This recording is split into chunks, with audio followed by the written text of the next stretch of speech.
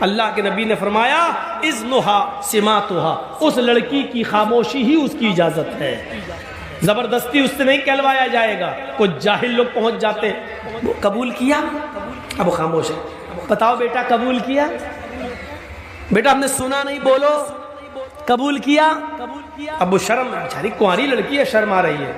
وہ الگ بات ہے کہ آج کے ماحول میں تو واٹس ایپ پہ خوب بات کرتی تھی، اس دن شرم آ رہی ہے۔ یہاں تو رات رات بھر چیٹنگ ہوتی رہتی تھی، لیکن اس دن شرم آ رہی ہے، ایک دکھاوا بھی ہوتا ہے۔ لیکن ہمیں وہ نہیں دیکھنا، ہمیں حدیث دیکھنا ہے۔ کچھ جاہل لوگ وہاں بار بار پوچھیں گے بولو، اور وہاں اس کی سہیلیاں بیٹھی رہتی ہیں، وہ کونی مار مار کے کہتی ہیں بول بول، ارے بول دے، ہاں کہتے میں نے قبول کیا، بول بول، اور پھر اس سے زبردستی بلوا کر کہتی ہیں، بیچاری کہتی ہے کہ میں نے قبول کیا۔ جہالت کی ساری حدیں توڑ دی جاتی ہے۔ یہ سب سے بڑی جہالت ہے کہ اس کے منہ سے کہلوایا جا رہا ہے۔ جب اللہ کے نبی نے کہہ دیا اذنھا سماتھا، اس کی خاموشی اس کی اجازت ہے۔ ایک بار پوچھیے آپ، 3 بار بھی پوچھنے کی ضرورت نہیں ہے۔ سنا نہ ہو تو وہ لڑکی کہے جی کیا کہا آپ نے، تب آپ دوبارہ کہیے۔ جب وہ لڑکی سن چکی ہے آپ کی بات تو دوبارہ آپ کیوں کہہ رہے ہیں؟ 3 بار آپ کیوں کہہ رہے ہیں؟ نہ 2 بار کہنا سنت ہے، نہ 3 بار کہنا سنت ہے، زور سے بولنا ضروری ہے۔ آپ پہلی بار اتنی زور سے بولیے کہ لڑکی سن لے۔ ہاں زینب فلاں کی بیٹی، آپ کا نکاح محمد اسلم اکرم صاحب کے بیٹے کے ساتھ 5000 روپے مبلغ مہر علاوہ نان نفقہ آپ کو ان کے نکاح میں دیا جا رہا ہے، کیا آپ اس لڑکے کو قبول کرتی ہیں؟ اتنی زور سے آپ بول دیجئے پہلی بار، شرم سے اس کا سر نیچے جھک جائے گا۔ اس کی خاموشی اس کی اجازت ہے، اگر وہ خاموش ہے تو سمجھ لو کہ اس نے اجازت دے دی۔ رجسٹر آگے بڑھا دیجئے، اس سے سائن کرا لیجئے اور لے کے چلے آئیے اور کہیے کہ لڑکی نے سائن کر دی ہے، لڑکی نے اجازت دے دی ہے۔ اس کے منہ سے قبول ہے کا لفظ زبردستی مت کہلوائیے۔ یہ اس عورت کے لیے ہے جو شادی شدہ ہو اور جس کی طلاق ہو چکی ہو، اس کو آپ دوبارہ نکاح اس کا ہو رہا، اس کو بولنا پڑے گا، کیونکہ اب اس کے اندر سے شرم نکل چکی ہے، اب وہ دوسری شادی کر رہی ہے، اس لیے اس کو بولنا پڑے گا۔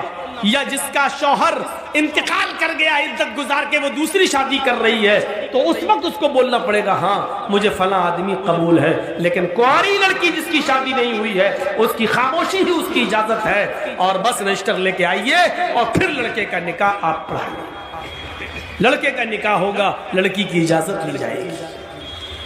اور یاد رکھنا،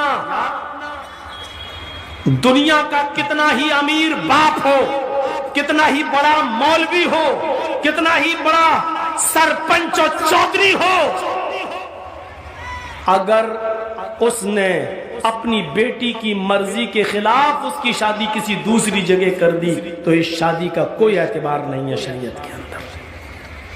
مثلا ہم جہاں کرنا چاہ رہے ہیں شادی، میری بیٹی وہاں تیار نہیں ہے، میری بیٹی جہاں شادی کرنا چاہ رہی ہے وہاں ہم نہیں چاہتے کہ وہ شادی کرے، ہم نے اپنی پسند کا لڑکا لا کر اس کا نکاح کرا دیا، اور بیٹی مجبور ہو کر اس کے ساتھ نکاح کرتی ہے، لیکن وہ قاضی سے یہ کہتی ہے، قاضی صاحب نکاح پڑھانے والے سے کہتی ہے مولانا صاحب یہ نکاح میری مرضی کے خلاف، میرے باپ نے جو لڑکا لا کر رکھ دیا ہے یہ دل سے مجھے پسند نہیں ہے، قاضی صاحب نکاح نہیں پڑھائیں گے، اور اگر پڑھا دیتے ہیں تو اس کے نکاح کی کوئی حیثیت نہیں ہے۔ اللہ رب العالمین نے فرمایا قرآن کریم کے اندر، اور اسی آیت کو میں نے خطبہ مسنونہ کے بعد پڑھا ہے، یا ایھا الذین آمنوا ادخلوا فی السلم کافہ۔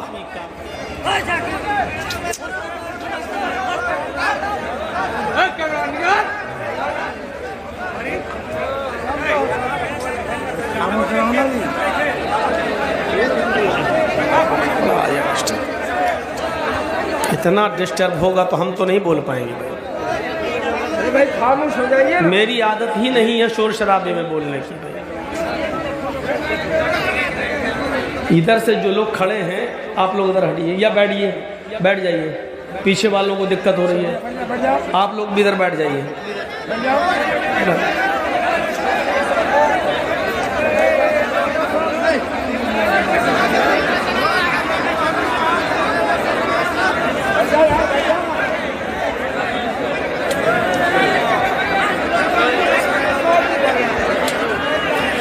بس بھائی خاموش ہو جائیے۔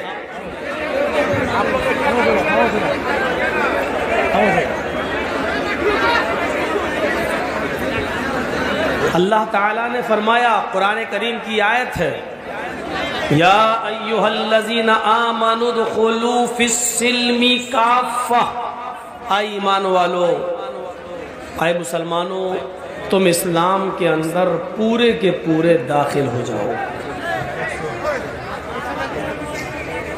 وہ کون سا مذہب ہے جس کے اندر ہمیں اور آپ کو پورا کا پورا داخل ہونے کے لیے کہا جا رہا ہے؟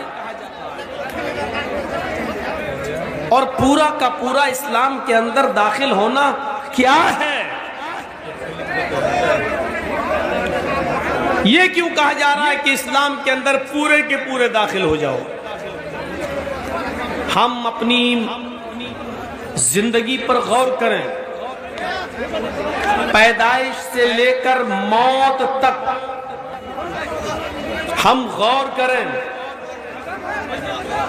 کیا ہماری پوری کی پوری زندگی اسلامی سانچے میں ڈھلی ہوئی ہے؟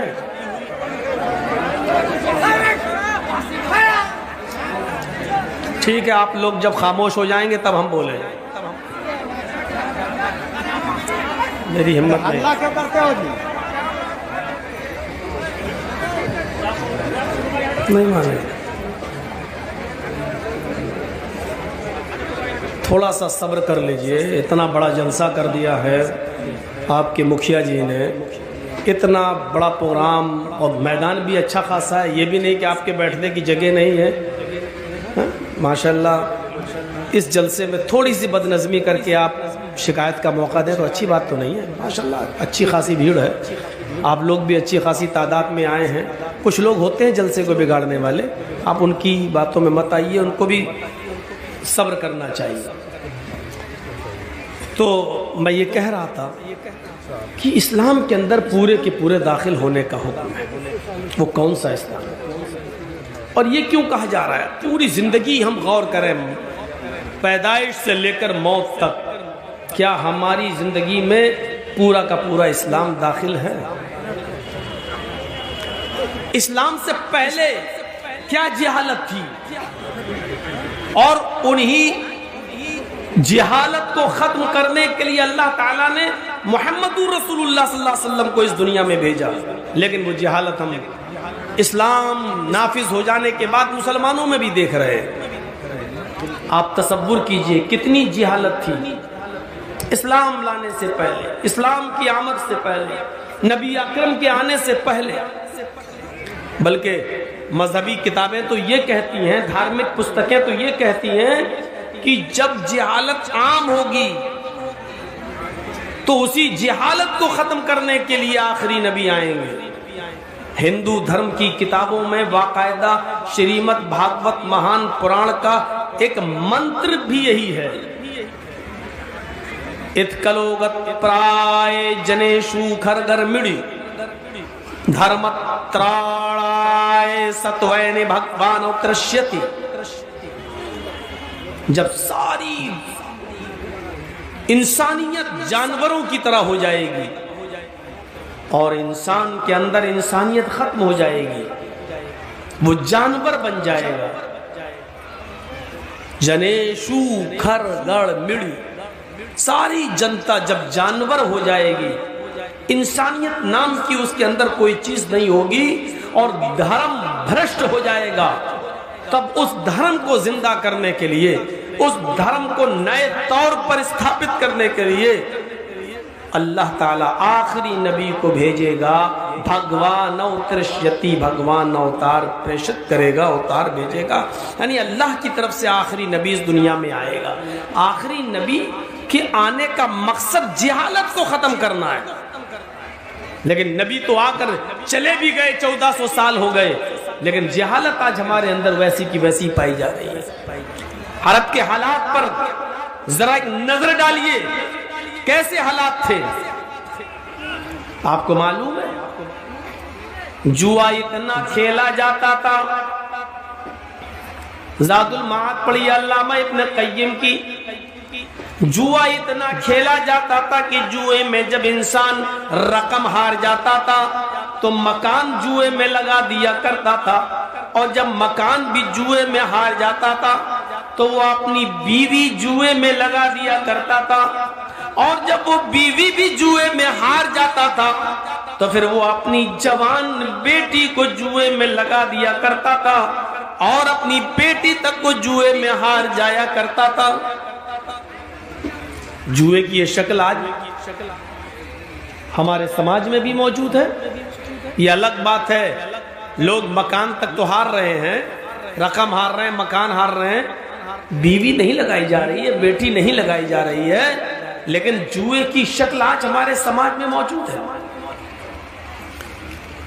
شراب اتنی پی جاتی تھی، محمد رسول اللہ کے آنے سے پہلے شراب اتنی پی جاتی تھی کہ وہ لوگ جب کھانے کے دسترخوان پر کھانا کھانے کے لیے بیٹھتے تھے تو پانی کے بجائے شراب کی بوتل، شراب کا مگ، شراب کا جگ، شراب کا لوٹا وہ رکھ لیا کرتے تھے، اور جب کھانا کھاتے کھاتے پانی پینے کی ضرورت پڑتی تو پانی نہیں پیتے، بلکہ منہ کا لقمہ جو حلق تک پہنچا ہوا ہے اس کو شراب پی کر وہ حلق کے نیچے اتارا کرتے تھے۔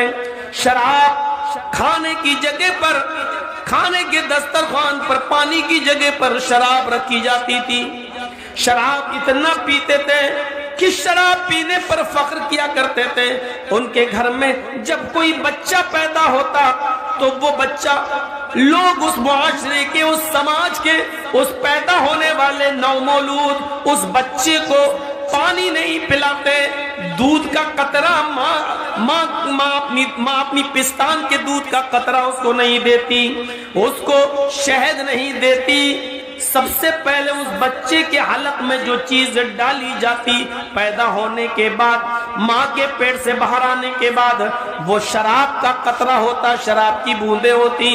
فخر کیا جاتا کہ میرا گھر میں بچہ پیدا ہوا اور باپ دادا کی وراثت کو زندہ رکھا ہے، باپ شرابی ہے، تو اس نے اپنے بیٹے کو بھی پیدا ہونے کے بعد سب سے پہلے اس کو جو گھٹی دی ہے، اس کی رگوں میں سب سے پہلے جو چیز پہنچائی ہے، اس کے پیٹ میں سب سے پہلے جو چیز گئی ہے وہ شراب کے قطرے، شراب کے ڈراپس، شراب کی بوندیں اس کے حلق کے اندر گئیں، اس کے پیٹ کے اندر پہنچی۔ یہ شراب کا چلن تھا۔ ان کے گھروں میں جب کوئی بیٹی پیدا ہوتی، یہ حالت دیکھیے، ان کے گھروں میں جب کوئی بیٹی پیدا ہوتی تو اس بیٹی کے ساتھ یہ ظلم ہوتا کہ 4 سال تک تو اس کی پرورش کی جاتی، 4 سال تک تو اس بچی کو پالا جاتا، اس بچی کی دیکھ ریکھ کی جاتی۔ جب وہ بیٹی 4 سال کی ہو جاتی تب اس کا باپ میلے کے بہانے اپنی بچی کو لے جاتا، اپنی بیوی سے کہتا کہ اس کو نہلاؤ، اس کو دھلاؤ، اچھے کپڑے پہناؤ۔ ماں اس کو نہلاتی، دھلاتی، کاجل لگاتی، سرما لگاتی، عطر لگاتی۔ وہ چھوٹی سی 4 سال کی بچی اپنے باپ کے ساتھ میلہ دیکھنے کے لیے جاتی، لیکن اس معصوم بچی کو پتا نہ ہوتا کہ میرا باپ مجھے میلے میں نہیں، مجھے زندگی کے آخری سفر پر لے کر جا رہا ہے۔ جنگل میں لے جاتا، وہاں پہلے سے گڑھا، اس گڈھے میں جھانک کر دیکھو تمہیں تمہاری ماں نظر آئے گی۔ وہ بیٹی جب گڈھے میں جھانک کر دیکھتی، وہ بیٹی اپنی ماں کو دیکھنے کے لیے جب گڈھے میں جھانکتی تو پیچھے سے اس کا شقی القلب باپ، پیچھے سے اس کا ظالم باپ اس کو دھکا دے دیتا، اور وہ چھوٹی سی 4 سالہ بچی اس گڈھے کے اندر گر جاتی۔ پھر یہ پیچھے نیچے زمین سے مٹی اٹھا اٹھا کر اس گڈھے کو پاٹنے لگتا اور اپنی 4 سال کی بچی کو اسی میں دفن کر دیتا اور آخری سانس تک وہیں رکا رہتا۔ جب اس کی آخری چیخ بھی بند ہو جاتی جب اس کی بیٹی مر جاتی تب وہ وہاں سے آتا اور اپنی قوم کے اندر آ کر اپنے سماج میں آ کر کہتا لوگوں میں نے اپنی بچی کو 4 سال کے بعد دفن کر دیا ہے، میں نے اپنی بچی کو گاڑ دیا ہے، میں نے اپنی بچی کو زندہ دفن کر دیا ہے۔ اس پر گرو کیا جاتا، فخر کے ساتھ کہتا کہ میں نے اپنی بچی کو گاڑ دیا۔ یہ جہالت تھی۔ آج ہمارے سماج میں زندہ تو دفن نہیں کیا جاتا، لیکن ماں کے پیٹ میں اگر لڑکی ہے اور الٹرا ساؤنڈ پر چیک کرا کے معلوم کر لیا کہ پیٹ میں پلنے والی بچی ہے تو باپ اور ماں دونوں مل کر میاں اور بیوی اس بچی کو گرا دیتے ہیں، گربھ ساکت کرا دیتے ہیں، حمل اسقاط کر دیتے ہیں اور اس بچی کو مار ڈالا جاتا ماں کے پیٹ میں۔ وہ زندہ دفن کرتے تھے، یہاں ماں کے پیٹ میں ہی مار دیا جاتا ہے۔ بخاری کی حدیث ہے، جو بچے ماں کے پیٹ میں مار دیے جاتے ہیں، 1 دن کا ہو، 2 دن کا ہو، 1 مہینے کا ہو، 2 مہینے کا عمل ہو، جو بچے ماں کے پیٹ میں قتل کر دیے جاتے ہیں، اسقاط کر دیے جاتے ہیں، گرا دیے جاتے ہیں، قیامت کے دن اللہ تعالی اس بچے کو زندگی دے گا، اس کو زبان دے گا، اس کا ہاتھ، اس کے پیر اس کو دے گا۔ قیامت کے دن یہ بچہ اپنی ماں کی پستان سے لٹکا ہوا آئے گا۔ جاء یوم القیامہ ومعلق بین ثدیہا، بخاری شریف کی حدیث کے الفاظ ہیں، اللہ تبارک و تعالی اس بچے کو قیامت کے دن زبان دے گا، ہاتھ پیر دے گا، بولنے کی طاقت دے گا۔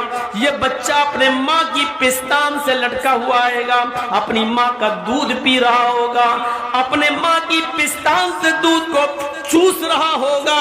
پھر اللہ اس کو اجازت دے گا، آئے میرے بندے تجھے کچھ کہنا ہے تو کہے، تجھے کچھ عرض کرنا ہے تو میرے سامنے عرض کر، تجھے کچھ بولنا ہے تو بول۔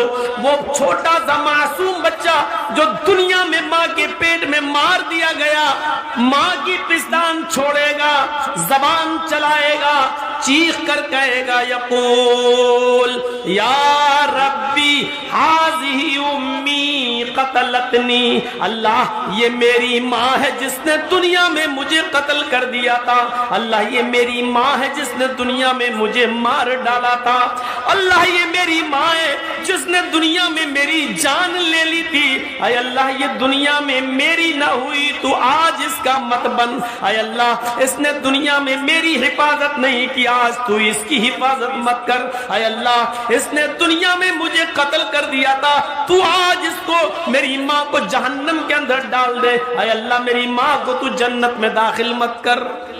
یہ چھوٹا سا بچہ جو پیٹ میں مار دیا گیا، قتل کر دیا گیا، یا یوں کہہ لو کہ جس بچے کو ہم نے گروا دیا، یہ بچہ قیامت کے دن اپنی ماں کو جہنم میں لے جائے گا، کہے گا ہذہ امی قتلتنی۔ یہ جہالت ہمارے یہاں پر بھی ہے، یہ عرب کے اندر بھی ساری جہالتیں تھیں۔ جب یہ جہالتیں عام ہو گئیں تب اللہ نے محمد الرسول اللہ صلی اللہ علیہ وسلم کو اس دنیا میں مبعوث فرمایا۔ آپ نے جوئے کو ختم کیا، جوئے کی ساری شکلوں کو ختم کیا۔ جوئے کی کئی شکلیں ہوتی ہیں، ساری شکلوں کو ختم کر دیا جوئے کی۔ میچ بد کر ہوتا ہے، یہ بھی جوئے کی ایک شکل ہے۔ مثلاً 5-5 ہزار روپے بدلیے، اگر تم جیت گئے تو 5 ہزار ہم دیں گے، ہم جیت گئے تو 5 ہزار تم دو گے، یہ جوئے کی ایک شکل ہے۔ اسلام کے اندر یہ حرام ہے۔ کبڈی کھیل رہے ہیں، تم جیت گئے تو ہم تمہیں 5 ہزار دیں گے، ہم جیت گئے تو تم ہمیں، یہ ٹیم ہمیں 5 ہزار دے گی، یہ جوئے کی ایک شکل ہے جو حرام ہے۔ اور ایک جوئے کی شکل وہ بھی ہے KBC، کون بنے گا کروڑ پتی، یہ بھی جوئے کی ایک شکل ہے۔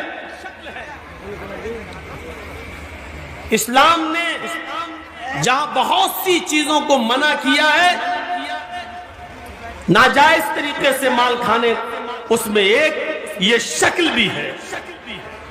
کبھی کبھی آپ نے دیکھا ہوگا ہمارے ہاں تو اس کو پتی بولتے ہیں، لاٹری آپ کے ہاں اس کو جو بھی بولتے ہو، ایسا ہوتا ہے کہ 1,000 روپے کے 20 ممبر بن گئے، 1,000 روپے ہر مہینہ دیں گے، 20 آدمی ہیں، اب 20,000 روپے اکٹھا ہو گیا، اب وہ کسی ایک کو دینا ہے تو اس کی بولی لگتی ہے، تو کوئی کہتا ہے صاحب 16,000، کوئی کہتا ہے 18,000، کوئی کہتا ہے 15,000، یعنی مجھے اتنا دے دو۔ تو جو سب سے زیادہ بولی لگاتا ہے، مثلا کسی نے کہہ دیا کہ ہمیں 14 دے دو، اور 14 سے نیچے کوئی نہیں آیا، تو آپ نے اس کو 14,000 دے دیا۔ اب کتنا بچا؟ آیا 20,000، 1,000 سب نے دیا، آپ کو ملا کتنا؟ 20 میں 14,000 میں پتی بک گئی، وہ رقم بک گئی، آپ نے اس کو دے دیا 14,000، اب بچا کتنا؟ 6۔ وہ 6,000 روپے سارے کینڈیڈیٹ میں برابر برابر بانٹ دیے جاتے ہیں۔ ایسے جو سب سے پہلے خریدتا ہے اس کو 14-15,000 ملتے ہیں، اور جو سب سے لاسٹ میں لیتا ہے اس کو پورا 20,000 ملتا ہے، لیکن ہر مہینے اس کو پروفٹ ملتی رہتی ہے، جتنے میں وہ پتی بکتی ہے، وہ رقم بکتی ہے، وہ برابر برابر تقسیم ہوتی رہتی ہے۔ یہ بھی حرام کمائی کی ایک قسم ہے، یہ بھی جوئے کی ایک بدترین قسم ہے، یہ بھی ناجائز اور حرام مال کی ایک قسم ہے جو آج چل رہی ہے۔ ہاں قرآن اندازی ہوتی ہے تو وہ ٹھیک ہے، مثلا 20 آدمیوں نے 1,000 روپے دیا، 20,000، اب کسی ایک کو دینا ہے تو 20 پرچیاں ڈالیے، ایک پرچی اٹھائیے، جس کا نام نکلے اس کو آپ دے دیجئے، اس میں نہ آپ کم دے رہے نہ زیادہ، 20,000 اس کو مل رہا ہے، جس کا نمبر آتا جائے گا اس کو ملتا جائے گا، یہاں تک کہ آخری آدمی تک کو بھی 20,000 ملے گا، یہ جائز ہے۔ لیکن اس کو بیچنا اور بچے ہوئے رقم کو سارے کینڈیڈیٹ کے اندر اور ممبروں میں بانٹنا یہ حرام ہے۔ تو یہ چیز چلتی تھی، اللہ کے نبی آئے تو آپ نے جوئے کی ساری شکلوں کو حرام قرار دے دیا۔ انما الخمر والمیسر والانصاب والازلام رجس من عمل الشیطان فاجتنبوه لعلکم تفلحون، ساری جوئے کی شکل کو حرام قرار دے دیا۔ اس کے بعد شراب نوشی، جس میں عرب کی قوم پڑی ہوئی تھی، خود اللہ کے نبی جناب محمد رسول اللہ صلی اللہ علیہ وسلم کو نبی بن جانے کے بعد بھی، نبوت مل جانے کے بعد بھی کئی سال لگ جاتے ہیں شراب کی حرمت کا اعلان کرنے میں، کیونکہ شراب اتنا زیادہ پیتے تھے عرب کے لوگ کہ اللہ کے رسول آسانی کے ساتھ اس شراب کو حرام نہیں کر پائے۔ آپ کو بھی بہت دن لگ گئے، کئی سال لگ گئے، مختلف ادوار سے گزرنا پڑا، تب جانے کے بعد لاسٹ میں جب حد سے زیادہ لوگ آگے بڑھ گئے اور شراب پی پی کر قرآن کی آیتیں غلط پڑھنے لگے، شراب پی پی کر نماز پڑھنے جانے لگے اور نشے کی حالت میں نماز پڑھنے لگے، یہاں تک کہ نماز کی حالت میں نشہ آنے لگا اور قرآن کی آیتیں غلط پڑھی جانے لگیں، تب جا کر شراب کی حرمت کا اعلان ہوتا ہے۔ ایک صحابی نے دعوت کی، حضرت علی کی، ابو عبیدہ ابن الجراح کی، عبد الرحمن ابن عوف کی، مختلف صحابہ کی جب دعوت کی تو کھانا کھایا، اور کھانا کھانے کے بعد شراب کا دور چلا اس انصاری نوجوان کے ہاں۔ جب شراب کا دور چلا تو شراب پینے کے بعد نشہ آ گیا، شام کا کھانا جلدی کھا لیا، شراب پینے کے بعد نشہ آ گیا، اور نشہ آتے ہی نماز کا وقت ہو گیا، مغرب کا، اذان کی آواز آنے لگی۔ اس انصاری نوجوان نے اپنے ہی گھر میں چادر بچھا دی اور کہا اب تم نماز پڑھنے مسجد میں کیا جاؤ گے؟ ہم لوگوں نے شراب پی ہے، چلیے یہی نماز پڑھ لیتے ہیں۔ وہی نماز پڑھی جانے لگی، ایک صحابی نماز پڑھانے کے لیے کھڑے ہو جاتے ہیں، شراب کے نشے میں اللہ اکبر کہہ کر نیت باندھتے ہیں اور قرآن کی آیت پڑھنا شروع، الحمدللہ رب العالمین الرحمن الرحیم مالک یوم الدین ایاک نعبد و ایاک نستعین غیر المغضوب علیہم ولا الضالین۔ یہاں تک گاڑی صحیح چلتی ہے، اس کے بعد دماغ جھلانے لگا، نشہ اپنے اندر کام کرنے لگا، اور وہ صحابی قرآن کی آیت پڑھنے لگے۔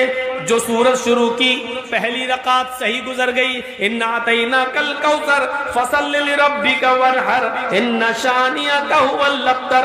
دوسری رکعت میں نشہ اپنے عروج پر پہنچنے لگا، اور نشے نے کچھ جگہ کچھ پکڑ حاصل کر لی، وَلَضَّالِّينَ تک گاڑی صحیح چلی۔ اس کے بعد قرآن کی آیت جب شروع ہوئی سورت، قُلْ يَا أَيُّهَا الْكَافِرُونَ لَا أَعْبُدُ مَا تَعْبُدُونَ، اس کی جگہ پر وہ صحابی قرآن کی آیت پڑھ لیتے ہیں، قُلْ يَا أَيُّهَا الْكَافِرُونَ نَحْنُ نَعْبُدُ مَا تَعْبُدُونَ، مطلب ہی بدل گیا۔ شراب کے نشے میں ہیں اور کیا پڑھ رہے ہیں؟ قُلْ يَا أَيُّهَا الْكَافِرُونَ ہے کیا؟ لا اعبد ما تعبدون، اے کافرو میں ان کی عبادت نہیں کرتا جن کی تم کرتے ہو۔ لیکن یہ صحابی کیا پڑھ رہے ہیں؟ قُلْ يَا أَيُّهَا الْكَافِرُونَ اے کافرو نَحْنُ نَعْبُدُ مَا تَعْبُدُونَ، ہم بھی اس کی عبادت کرتے جن کی تم کرتے ہو۔ دیکھ رہے ہیں قرآن کہہ رہا میں ان کی عبادت نہیں کرتا جن کی تم کر رہے ہو، اور یہ صحابی کیا پڑھ رہے ہیں؟ نحن نعبد ما تعبدون، ہم ان کی عبادت کرتے ہیں جن کی تم کرتے ہو۔ مطلب ہی بدل گیا۔ جیسی نماز اللہ اللہ کر کے ختم ہوتی ہے، ادھر محمد الرسول اللہ پر قرآن کی آیت نازل ہوتی ہے، یا ایھا الذین آمنوا لا تقربوا الصلاۃ وانتم سکارا، اے ایمانو والو تم اس وقت نماز کے قریب مت جاؤ جب تم نشے میں ہو، اے ایمان والو تم اس وقت شراب کے قریب مت جاؤ جب تم نشے میں ہو، اس وقت تک نماز نہ پڑھو جب تک کہ تم جان نہ لو حتی لا تعلموا ما تقولون، جو تمہارے منہ سے نکل رہا ہے اس کو تم سمجھنے نہ لگو، اس کو تم جاننے نہ لگو، جو تم بول رہے ہو جب تک وہ خود تمہاری سمجھ میں نہ آنے لگے کہ کیا تم کیا بول رہے ہو اس وقت تک نماز کے قریب مت جاؤ۔ میرے بھائیوں جب قرآن کی آیتیں نماز میں غلط پڑھی جانے لگیں اور شراب پی کر لوگ فخر کرنے لگے میں تم سے افضل، میں تم سے اونچا، ارے میں مہاجر ہوں، اللہ کے رسول قریشی میں قریشی، اللہ کے رسول بنو ہاشم میں بنو ہاشم کا، تم انصاری ہو، تم جاہل ہو، تم نیچی قوم کے لوگ ہو۔ جب آپس میں فخر و غرور ہونے لگا، شراب کے نشے میں ایک دوسرے پر فوقیت دکھانے لگا کہ میں تم سے افضل، میں تم سے افضل، تب قرآن کی آیت نازل ہوتی ہے، انما الخمر والمیسر والانصاب والازلام رجس من عمل الشیطان، اور پوری زندگی کے لیے شراب کی حرمت کا اعلان کر دیا جاتا ہے۔ اب گوارا نہیں ہے، کیونکہ جس چیز کو مٹانے کے لیے، جس جہالت کو ختم کرنے کے لیے اللہ کے نبی اس دنیا میں آئے وہی چیز چلنے لگی ہے۔ اسلام میں اونچا نیچا کوئی چیز نہیں ہے، اسلام میں تیرا میرا کوئی چیز نہیں ہے، اسلام میں امیری اور غریبی کوئی حیثیت نہیں رکھتی ہے، اسلام میں سب برابر ہیں۔ تم شراب پی کر ایک دوسرے پر فخر کرتے ہو کہ میں تم سے افضل ہوں، میں تم سے اچھا ہوں، میری قوم تمہاری قوم سے اچھی قوم ہے، میری قوم سب سے افضل قوم ہے، یہ کہنے لگے ہو۔ اسلام میں اس چیز کی اور جاہلیت کی اس بدبو کی کوئی ضرورت نہیں ہے۔ اسلام ان تمام خرافاتوں سے پاک ہے، اسلام ان تمام برائیوں سے پاک و صاف مذہب ہے۔ اسلام یہ کہتا ہے کہ تم سب برابر ہو، کلکم من آدم و آدم من تراب، تم سب آدم کی اولاد ہو اور آدم مٹی سے پیدا ہوئے تھے، تم سب مٹی کے ہو، آدم کی اولاد ہو، تم میں کوئی بڑا نہیں ہے، کوئی چھوٹا نہیں ہے۔ لا فضل لعربی علی عجمی، تم میں سے کسی عرب کے رہنے والے کو عجم کے رہنے والے پر کوئی فوقیت نہیں ہے، کسی عجم کے رہنے والے کو غیر عرب پر کوئی فوقیت نہیں ہے، کسی عرب کے رہنے والے کو غیر عرب پر کوئی فوقیت نہیں ہے۔ نہ کوئی گورا کالے سے اچھا ہے، نہ کوئی کالا کسی گورے سے افضل ہے۔ اسلام میں سب برابر ہیں۔ اسلام کے اندر اگر کوئی چیز بنیاد اور حیثیت رکھتی ہے تو وہ ہے الا بالتقوی، تقوی کی بنیاد پر آپ ایک دوسرے سے بڑے ہو سکتے ہو، ورنہ نہیں۔ تقوی کی بنیاد پر، جس کے اندر جتنا تقوی ہوگا، جس کے اندر جتنا تقوی ہوگا، پرہیزگاری، تقوی تقوی تقوی کسے کہتے ہیں؟ اس کی چھوٹی سی مثال اگر ہم سمجھ جائیں، اللہ کے نبی صلی اللہ علیہ وسلم نے فرمایا، غور کیجئے گا، آپ نے محنت کر کے 99 روپے کمائے، 99 روپیز، 99 روپے کمائے، اور آپ چاہتے ہیں کہ ہم کوئی نئی قمیص، نیا کرتا، نیا پنجابی لے لوں تاکہ ہم مسجد میں جا کر نماز پڑھ سکیں، ہمارے پاس کوئی اچھا کپڑا نہیں ہے۔ آپ مارکیٹ میں گئے اور آپ کو کپڑا مل رہا ہے پنجابی 100 روپے کا، آپ کے پاس ہیں کتنے؟ 99۔ یہ آپ نے جنگل میں لکڑیاں کاٹ کاٹ کے بازار میں بیچ کر کمایا ہے، یا یوں کہہ لو کہ آپ نے مزدوری کر کر کے 99 روپیہ کمایا ہے، یا یوں کہہ لو کہ آپ نے رکشہ چلا چلا کر محنت کر کے یہ 99 روپیہ کمایا ہے۔